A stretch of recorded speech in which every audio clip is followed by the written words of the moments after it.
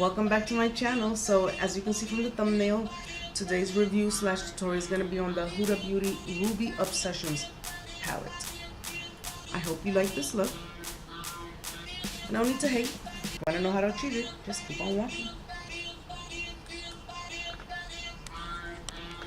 I'm going to use this color as the highlighter.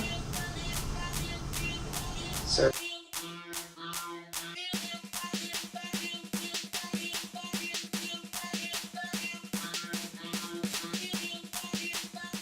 Alright, so now I'm going to use this matte coral looking color right underneath the highlighter, and it is a beautiful color. I really like this color a lot, and I just love the way it just color coordinates the entire look, and even within the palette. I think I love the way the colors look in the palette itself than when you put it on your eyes, period.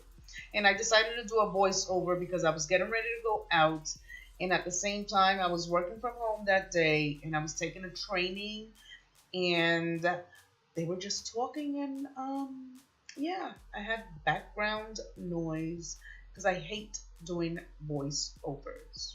It's like you have to prepare for them.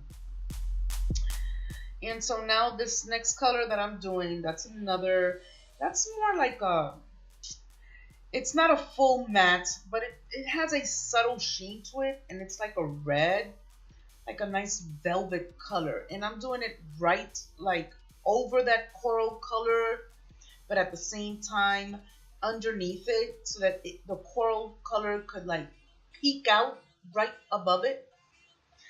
And that one, I love this palette, and just the whole pigmentation of it. It's so pretty. I loved it.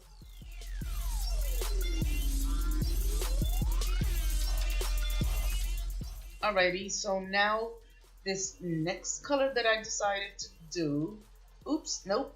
Now I'm gonna cut the crease, and I am using my MBA it's not eye makeup primer. I love this makeup primer, and this is in the beige because there are two colors, and I believe there's a lighter one, and this one is more like like a beige color, and it's very creamy. I do have a complaint. I feel like it has a tendency to crease, so you have to be really careful on when applying it. You have to make sure that you actually don't close your eyes or blink too much before you apply the eyeshadow over it, because it kind of does have a tendency to crease. But I love how the colors adhere to it, and just the pop on top of this eye primer. So yeah, I'm not about to throw it away because of that. And you can always put a powder over it anyway before applying the color if you don't want it to, actually, if it's a big complaint. But if you learn how to make it work, hey. So now I'm going to use that color. That one is Frosted, and it's like a rose gold. Yep, that's what it is. It's a rose gold. And as you can see, I'm applying that one to the inner corner. Not too many light colors in this palette. So yeah, it was only three: the highlighter, that coral, and this one right here. Everything else is actually rather dark, so I was limited on that. Well, you're going to be limited on what you're going to use on the inner corner if you want to create a look using this entire palette. All right, now I'm using, that's like a wine. That one is also frosted. It is so pretty. I mean, you have to actually see this palette in person just to actually really admire the beauty of the colors within this palette. That's a beautiful color, and unfortunately I don't feel that the camera is actually picking up how beautiful this color is.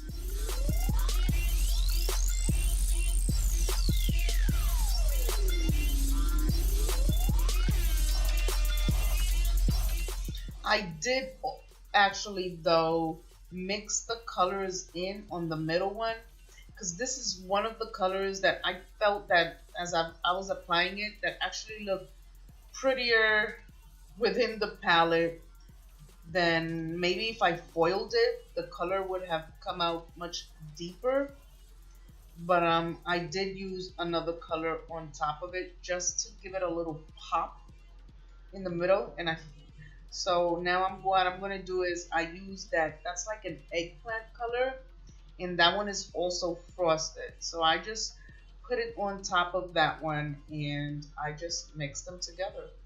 Unfortunately, there are actually no names to this color. I went on the Sephora website. I didn't see any names on it. And on the back of the on the back of the palette, there aren't any names either. Yeah, at least I didn't see any. If you guys do notice the name somewhere, put a comment down below.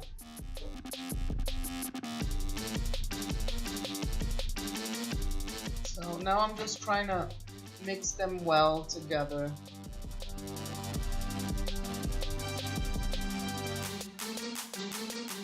I don't know who I was talking to. I was probably talking to my man, because, yeah, I don't know what the hell I'm saying.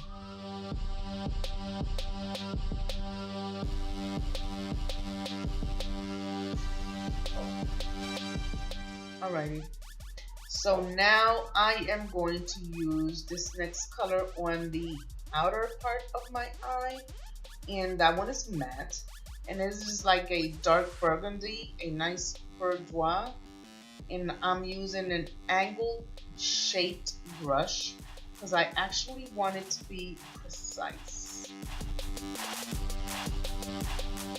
And this color is very pigmented. You know, one thing that I noticed about the colors in this palette, you know, being that they're red, they actually did not stain my eyelids. That's one complaint that I actually have when using red colors. I'm not fully actually educated on why is it that red stains the eyelids, and I'm pretty sure that if I Google it, it'd be real easy for me to find out. But that's one thing that I like, because that just made it easier when taking off the eye makeup.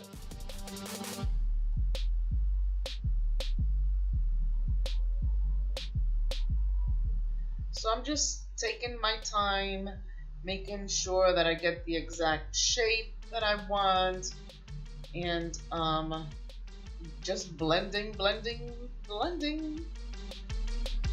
as you can see.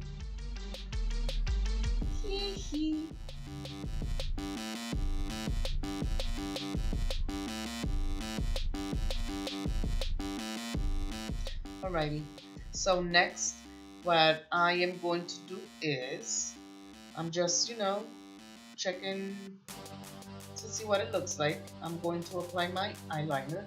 This is from Wet n Wild H2O proof, and I actually love this eyeliner.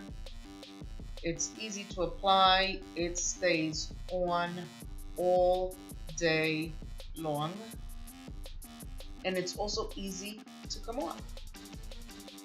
Not sure if it's actually waterproof, but when it comes to eyeliners and eyebrow products, I try to make sure that they are waterproof, just in case, especially for the eyebrows, just in case I'm in a situation where water is going to run over me, especially in the summertime, because I sweat a lot. I have a condition, a neurological condition, being that I have a spinal cord injury. Yes, I'm in a wheelchair, and I only sweat from one side of my face, one side of my body, which is my left, uncontrollably when it gets really, really, really hot. So I definitely make sure that whatever products I use on my eyebrows, that they are waterproof or sweat proof, something proof, so that I don't have spotty eyebrows, or at least on my left side.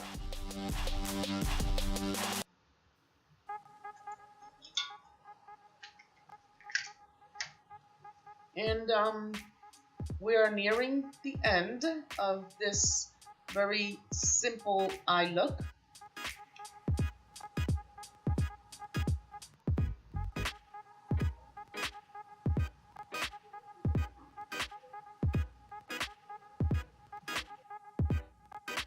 Okay, so now I'm just gonna do the mascara, lipstick, all of that, and we will be right back with the finished results. Hey guys, so this is the finished look. I really, really enjoyed working with this palette. I think the colors are phenomenal. They're beautiful. They're definitely well pigmented. I didn't have to work hard to achieve the color that's within the palette and the way it translated back onto the lid. There wasn't any fallout. The mattes right here, let me give you a nice quick swatch. They are overall, they're not buttery soft, and they're not completely chalky. Look at that one, look how pretty it is.